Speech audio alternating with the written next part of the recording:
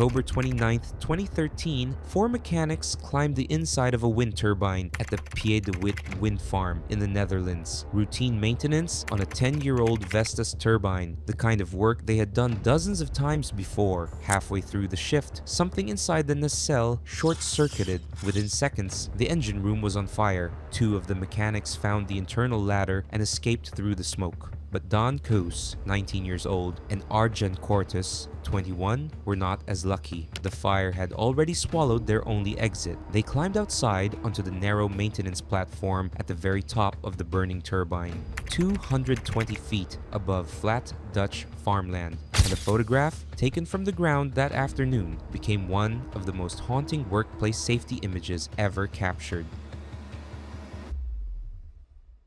Two young men standing on a platform the size of a dining table, surrounded by smoke and flames, holding each other. Neither of them survived. But here is what makes their deaths even more disturbing. The job that killed Don and Arjan is the exact same job that tens of thousands of workers do every single day. And in the years since, the machines have only gotten bigger, the conditions more extreme, and the accidents more frequent. This is what it actually takes to fix a $10 million wind turbine inside an active wind farm. To understand why this job is so terrifying, you first need to understand what these machines are, because when most people hear the word turbine, they picture those small white windmills spinning quietly along the highway. That is not what we are talking about. The offshore wind turbines being installed right now stand over 850 feet tall, nearly 3 times the height of the Statue of Liberty. A single blade stretches longer than a football field and weighs 55 tons. The nacelle at the top, the enclosed housing for the generator and gearbox, weighs over 600 tons by itself. Inside the nacelle is a space roughly the size of a school bus, packed with high voltage electrical wiring, hydraulic lines carrying hundreds of liters of flammable oil, and mechanical components spinning fast enough to turn a human body into something you would not recognize. The whole structure sways constantly because the wind that powers these machines never stops pushing against them. That is your office for the next 12 hours, but getting up there is not even the part that kills people. Most offshore wind technicians live on service operation vessels anchored near the wind farm. Every single morning, they have to transfer from that vessel to the base of the turbine. This sounds simple. It is anything but. Some sites use motion-compensated gangways, mechanical bridges that extend from the vessel to the turbine platform. The gangway uses sensors and hydraulics to stay stable while both structures move independently beneath it. When the technology works, it feels like crossing a normal walkway. When it malfunctions, the gangway bucks, swings, or disconnects entirely. Suddenly, you are staring down at the freezing North Sea, churning between two moving steel structures with nothing to grab onto. Other sites do not even have gangways. Workers climb into small, rigid inflatable boats, ride through open ocean swells, and then they have to time the waves, grab a wet steel ladder bolted to the turbine foundation, and haul themselves up while the boat drops away beneath their feet. If you miss the grab, or your hand slips on the wet steel, you fall into water cold enough to seize your muscles within minutes. The nearest hospital is a helicopter ride away, and depending on the weather, that helicopter might not even be able to fly. Between 2010 and 2022, the offshore wind industry recorded at least 27 fatalities worldwide. A significant number of those happened during crew transfers, not inside the turbine, not during some dramatic mechanical failure, during the simple act of getting to work. However, the transfer is just the commute, because once you make it onto the platform, things only get worse. Now you look up and you start climbing. Some turbines have service elevators, caged lifts, barely wider than your shoulders that rattle up through the tower. Many do not. If yours is one of those, you're climbing vertical ladder in full safety harness, carrying your tools for 20 to 30 minutes straight. Just imagine climbing a ladder taller than a 60-story building before your work day has even started. When you reach the nacelle, you squeeze through a hatch into a cramped, deafening engine room. The air smells like oil and hot metal, and the whole thing is swaying because it was literally designed to catch the wind.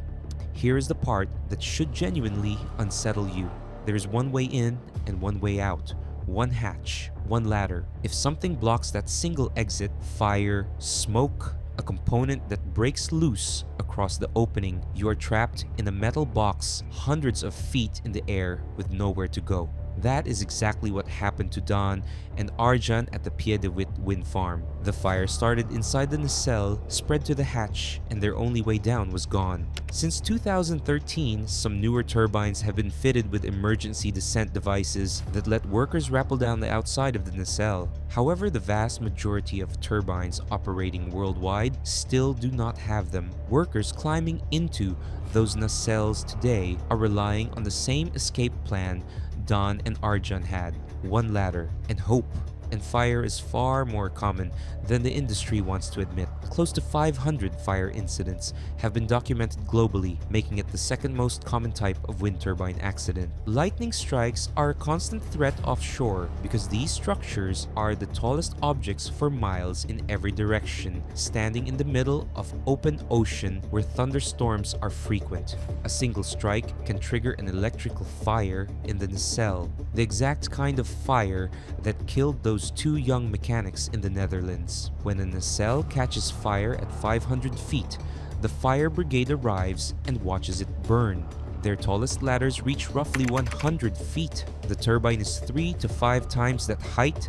If workers are inside when the fire takes hold, they either make it down the ladder in time or they do not. There is no rescue coming. There is no third option. But the dangers inside the nacelle are only half the story. Some of the most terrifying moments in offshore wind happened during installation, when massive components are being lifted into position by cranes mounted on ships that never stop moving. A crane on an installation vessel is lifting a new blade into position. That blade weighs 55 tons. The cables holding it are under tension strong enough to slice through bone if they snap.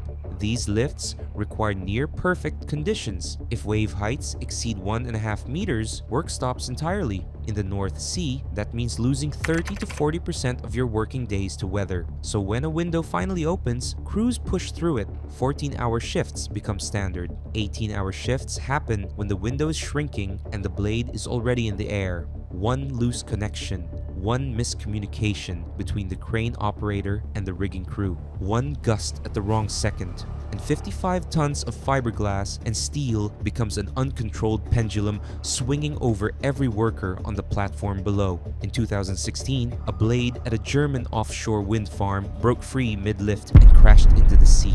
Nobody was killed that time, but in incidents where workers were in the impact zone, the outcomes were not that forgiving. And everything we have talked about so far happens above the waterline. What happens beneath it is arguably worse. If you are finding this unsettling, hit subscribe. We cover the jobs and industries most people never think about, and we are just getting started. Before any turbine gets installed, the seabed has to be prepared. Cables need to be laid, foundations inspected and maintained. In deep water, this falls to saturation divers, people who voluntarily seal themselves inside pressurized steel chambers for up to 28 days at a time. These divers breathe specialized gas mixtures and work at depths where their bodies become completely saturated with inert gases. They cannot simply surface when their shift ends. Returning to normal pressure too quickly would cause the dissolved gases in their blood to form bubbles, a condition called decompression sickness. At saturation depths, it is fatal, so they live inside a pressurized chamber on the support vessel for a month. The chamber is smaller than a prison cell. They breathe recycled air. They eat meals passed through an airlock. Every morning, they are lowered to the ocean floor in a sealed diving bell, dropped into pitch black water where sunlight has never reached, and they work by the glow of a headlamp. Then they are hauled back up, sealed in again, and they wait to do it all again tomorrow. If something goes wrong at those depths, help is not arriving quickly. Every minute counts when your own blood is turning against you. These divers earn over $200,000 a year. After hearing what they go through, you start to wonder if there is any amount of money that would actually be worth it. But all of these dangers are not just isolated horror stories. The numbers behind this industry paint an even more alarming picture. In 2022, the industry reported 868 safety incidents globally. 1 year later, in 2023, that number jumped to 1,679, a 94% increase in a single year, not a gradual trend. The number of incidents nearly doubled.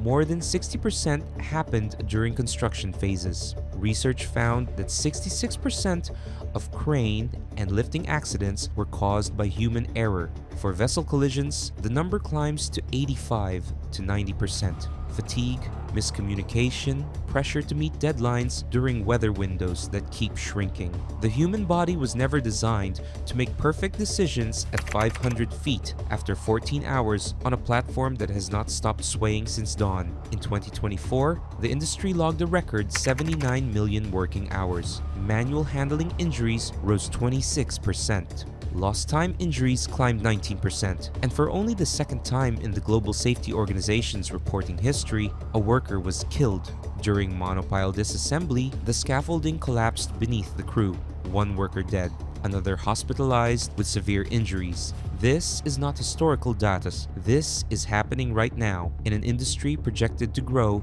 tenfold over the next decade. So knowing everything we have just covered, the fires with no rescue, the deadly ocean transfers, the months sealed in pressurized tubes underwater, there is really only one question left. Why would anyone do this? Money is part of it. Offshore wind technicians earn between $70,000 and $120,000 a year, significantly more than onshore workers. Specialized roles like crane operators and dive supervisors earn even higher. And the 2 weeks on, 2 weeks off rotation means real time at home between deployments. But when you talk to the people who do this, money is never the first thing they mention. They talk about the bonds that form when your life depends on the 20 people beside you for 2 weeks straight. That kind of trust does not develop in a regular workplace. They talk about sunrises over open water that nobody else on Earth gets to see.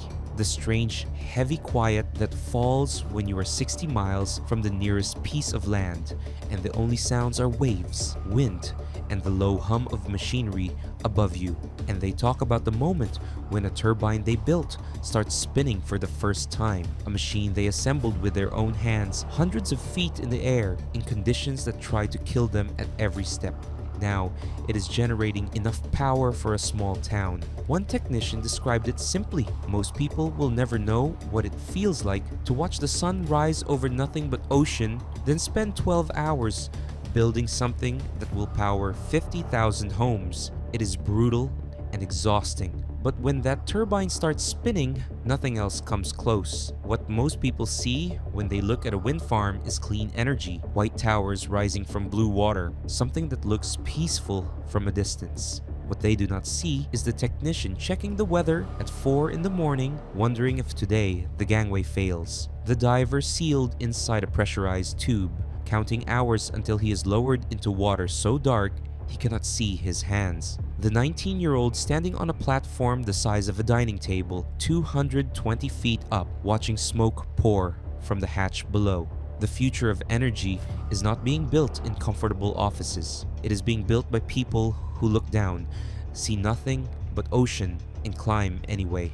60 miles from shore does not sound that far until you are the one staring back at nothing but water. If you made it this far, you clearly appreciate the real stories behind the industries shaping our world. Hit subscribe, and I will see you in the next one.